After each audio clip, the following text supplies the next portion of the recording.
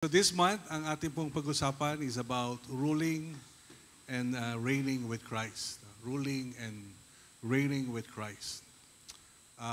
Sa gitna ng mga naririnig natin ngayon, napapanood sa TV, sa internet, no, patungkol sa ating bansa, patungkol sa corruption, sino napapagod na manood ng Senate hearing sa Blue Ribbon Committee? So, parang may pag-asa pa ba ang ating bansa? May pag-asa ba tayo?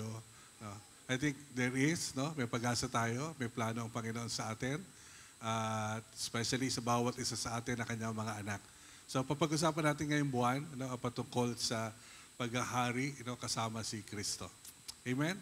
So for this morning, pag-usapan muna natin yung overview, no, of ruling and reigning with Christ. And then sa mga susunod na linggo, we will go to the details, no, ng ruling and reigning.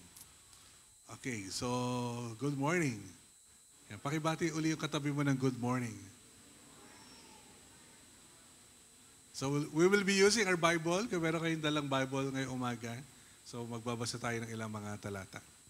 So tingnan muna natin yung pangkabuuan, no, na patungkol sa paghahari, no, kasama ni Kristo.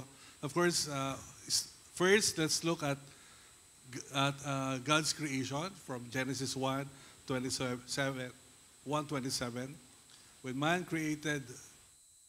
When God was created, when God created man in His image. In Genesis 1:27. Okay, mas matuloy sa akin si Kuya Caleb. So God created man in His own image. In the image of God, He created him. Male and female, He created them. So we were created in the image of God. So yun yung simula natin lahat, di ba? Tayo ay nilikha ng Diyos at tayo nilikha ng Diyos ayon sa Kanyang wangis.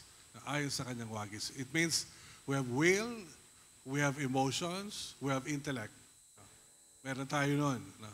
Meron tayong kakayahang mag-isip, no? Meron tayong kalayaan, no?